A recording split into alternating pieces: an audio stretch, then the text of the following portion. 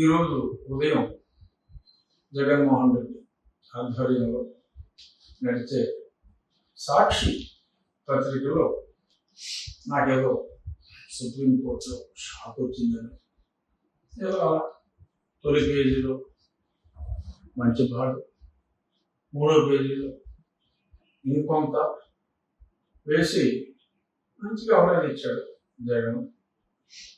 ఒక గమనిక, ఇది నేను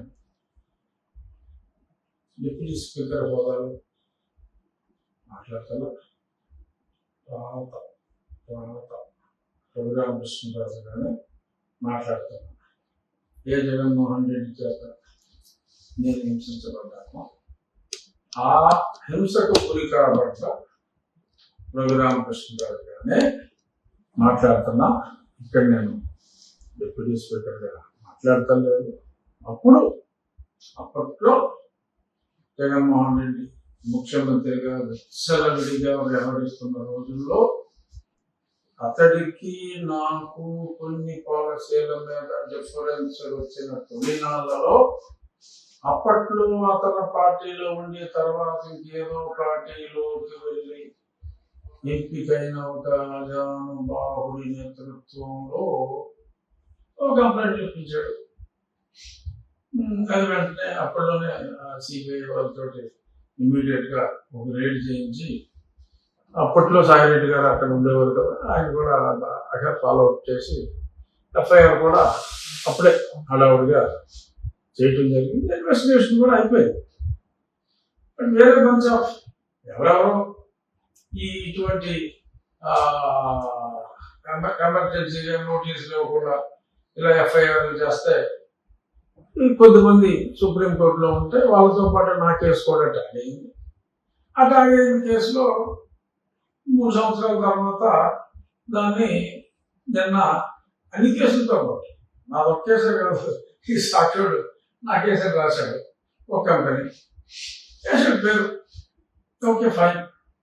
బట్ నాకు సంతోషకరమైన అంశం ఏంటంటే ఇవాళ ఈ సాక్షి చూసిన తర్వాత ప్రతిదానికి సంతోషించవలసిన విషయాలు కొన్ని ఉంటాయేమో అని అనిపించింది. ఎందుకంటే ఇవాళ ఈ చిన్న వార్తకి నా బొమ్మేసి ఇంత సాక్షి నా ఫోటో పట్టని వేయడు. ఆవిడ ఏ కార్యక్రమాల్లో పాల్గొన్న ఇటు సాక్షి అయితే అసలు నా ఫోటో కూడా వేయలేదు. ఏదైనా ఉన్నా నా ఫోటో కట్ చేయటం, ఒక 10 మందిలో నేనున్నా నా పేరు లేకుండా రాయటం, ఇటువంటి అలపనులే చేస్తూ ఉంటాడు. అది కానీ చేశాడు, మంచిగా బాగా చేశాడు. కానీ ఒకటి నేను హానెస్ట్గా సంతోషించే అంశం ఏంటంటే అతడి పతనానికి కారణం నేనే అని భలే కన్ఫర్మ్ చేశాడు.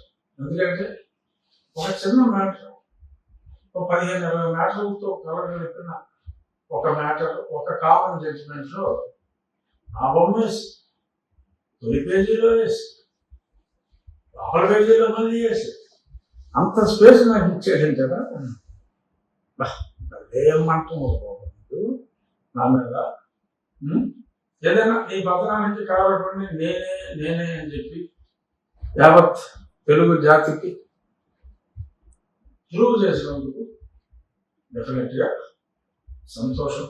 జగన్మోహన్ రెడ్డి ఏకవచనంలో మాట్లాడుతున్నాను. ఎందుకంటే డిప్యూటీ స్పీకర్ అయితే మా ఎమ్మెల్యే జగన్మోహన్ రెడ్డి గారు అని నేను ఎప్పుడు సంబోధించాను. బట్ ఇప్పుడు నేను డిప్యూటీ స్పీకర్గా మాట్లాడగలను కాబట్టి పేరుతో సంబోధించవలసిన అవసరం ఉంది. అంచేత నేను ఇలా, ఎందుకంటే ఎవరికి ఎంత గౌరవం ఇవ్వాలో అంతే గౌరవం ఇవ్వాలి. ఒక డిప్యూటీ స్పీకర్గా ఎమ్మెల్యే గారికి నేను గౌరవిస్తాను. బట్ ఒక రఘురామకృష్ణరాజుగా మీరు చేసిన దానికి బట్ టెక్నాలజీ చేయవలసిన టెక్నాలజీ చేయాలి. కాబట్టి ఎస్, నిన్ను పడబెట్టింది నేనే అని యావత్ తెలుగు ప్రజలకు తెలియజేసినందుకు మరొకసారి ధన్యవాదాలు సాక్షి యాజమాన్యానికి. ఇక ఈరోజు చెప్పాలనుకున్నది సరే, అప్పుడు ఏమైనా కూడా, ఎందుకంటే నన్ను అభిమానించే వాళ్ళు జగన్ అభిమానించే వాళ్ళు చాలా ఎక్కువగా ఉన్నారు కనుక చెప్పాలి. ఎందుకంటే ఇదేదో చూసి అది షాక్ ఇచ్చేసింది అనుకుంటారేమో. ఎప్పుడో ఇచ్చాడు జగన్మోహన్ రెడ్డి కంప్లైంట్, అప్పుడే ఇన్వెస్టిగేషన్ అంతా కూడా అయిపోయింది. ఈలోపు వేరే మధ్యలో ఛార్జ్షీట్ ఫైల్ చేయకుండా ఆగింది. వేరే దాంట్లో ఈలోపే ఛార్జ్షీట్ ఫైల్ అయింది ఉంది, దీని మీద ఛార్జ్షీట్ ఫైల్ అవుతుంది. ఏదో 900 కోట్లు రాశాడు, ఈ బ్యాగ్ పోపాడు. ఆ కంపెనీకి తీసుకున్న లోన్ అది 4 సంవత్సరాలు ఫ్యాక్టరీ కట్టాము, మొత్తం 3-4 కోట్లు per మెగావాట్ ఫ్యాక్టరీ కట్టాము. ఆ ఫ్యాక్టరీ 4 సంవత్సరాల పాటు రన్ అయింది. ఆ తర్వాత పేమెంట్స్ రాకపోతే ఆ 4 సంవత్సరాల్లో more than 50% డెట్ క్లియర్ అయిపోయింది. ఆ మిగిలిన డెట్ 300 కోట్లు అంతా ఉండి ఉండొచ్చు, 300 ఆర్డు. అది అప్పుడు నాకు ఎలక్ట్రిసిటీ బోర్డు కన్నా రావాల్సింది ఎక్కువ ఉంది. బట్ ఈలోపు ఇలాంటి కంప్లైంట్లు ఇవన్నీ పెట్టి దాన్ని ఎన్సీఆర్టీ వెళ్ళేలాగా వాళ్ళు చేశారు. No regrets. వ్యాపారం తర్వాత రావచ్చు పోవచ్చు. బట్ ఇలా 900 కోట్లు ఒరిజినల్ లోన్ ఇచ్చేసింది కాకుండా మామూలుగా బ్యాంక్ ఇంత లోన్ తీసుకుంది అంటాడు. దానికి చివరిలో పలవరగా సాక్షిగా అక్కడ ఉన్నదే లేదు. చివరికి ఏమైంది, కుంజరహారాగా చివరిలో రాశారు. ఏదైనా ఉంటే మీరు హైకోర్టుకి వెళ్ళి అక్కడ తెలుసుకోవచ్చు అని రాశాడు. అసలు రాయకపోతే మూడులో పడేశాడు. అపాయింట్మెంట్ షాక్, ఎట్లా నా పక్కన షాక్ ఏముంది అందులో. నువ్వు పెట్టించో కేసు అదే వాళ్ళతో నడిచింది, ఎంక్వైరీ అయిపోయింది, ఛార్జ్షీట్ ఫైల్ చేస్తారు. ఇప్పుడు ఫర్దర్ ఎక్స్పెక్ట్ చేయడానికి ఏం లేదు. సరే, ఈ లోపు ఈ పివి సునీల్ కుమార్ ఉన్నాడు కదా, క్యారెక్టర్ ఆర్టిస్ట్, బొరదొబ్బినాడు. బొరదొబ్బినాడు ఏమని ఒక ఎయిమ్లెస్ ఆర్గనైజేషన్ పెట్టుకుని నిన్న సాయంత్రం వాళ్ళందరికీ చెప్పాడు.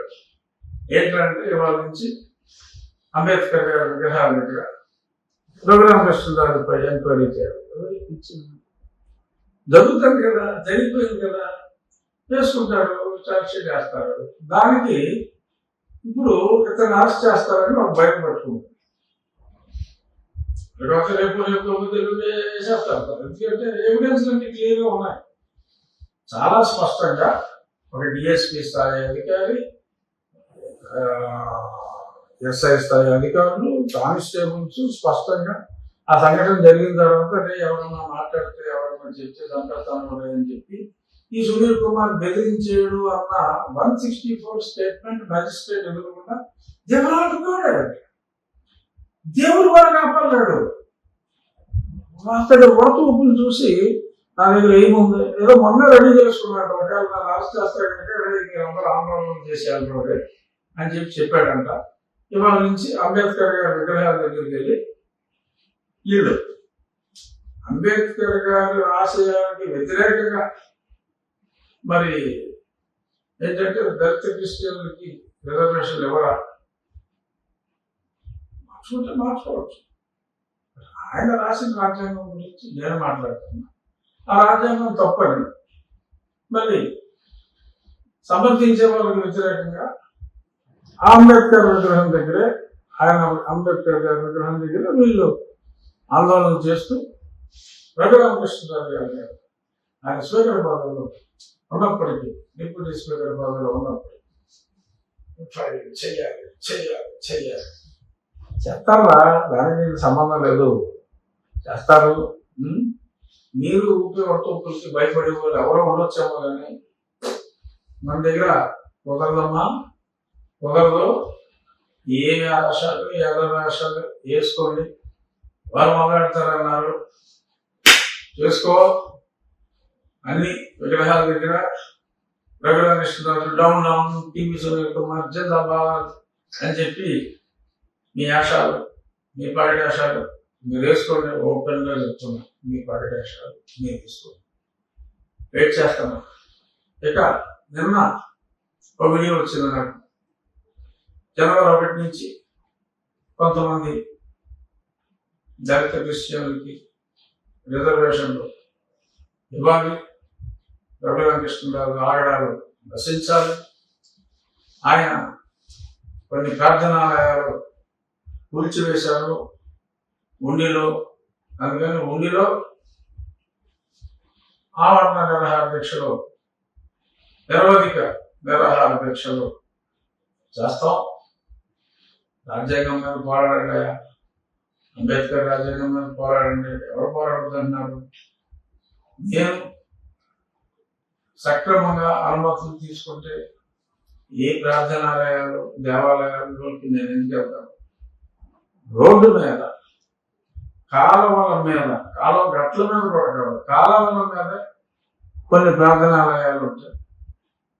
ఇల్లు అటువంటివన్నీ కూడా అక్కడ మలమూత్రాలన్నీ అదే కాలువ, అదే పంట కాలువలో నుంచి చెరువుల్లోకి వెళ్ళి నీటి వ్యవస్థ, మంచినీటి వ్యవస్థ అత్యంత దారుణంగా మారింది. కాబట్టి నేను తీసేసిన వెళ్ళలో అంటే ఆల్టర్నేట్ సైట్ ఇచ్చి, లోన్ ఇచ్చి, అది గ్రాంట్ ఇచ్చి, ఇవన్నీ చేస్తే అందులో బీసీలు ఉన్నారు, రాజులు ఉన్నారు, కాపులు ఉన్నారు, ఎంతో మంది ఉన్నారు.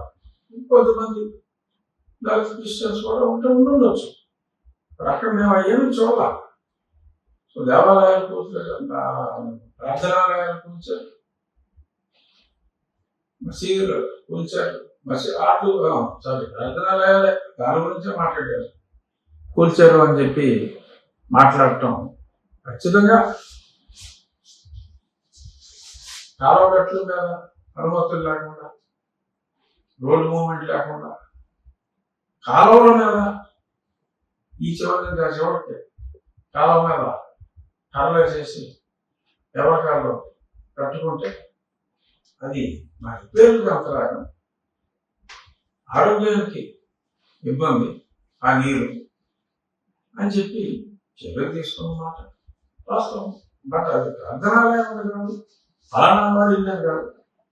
అయినా మీరు సునీల్ కుమార్ ప్రేరేపణతో, రేపు మాకు అరెస్ట్ కాబోయే సునీల్ కుమార్ ప్రేరేపణతో మరి ఇలాగా అమర నిర్ణయాలు దీక్ష చేస్తానంటే మీ దీక్ష విజయవంతానికి ఉండిలో అయితే ఎటువంటి అభ్యంతరాలు లేకుండా మీకు ఫుల్ ప్రైవసీ ఇచ్చి మీరు చేసుకున్న రోజులు ప్రతివాడు అమరదేవి పొట్టి శ్రీరాములుగా మారాలనుకుంటే అది మీ ఇష్టం. తప్పకుండా మీకు ఒక ప్రశాంతమైన వాతావరణంలో ఎటువంటి అశాంతికి గురి కాకుండా మీరు అనుకున్నది సాధించవద్దు.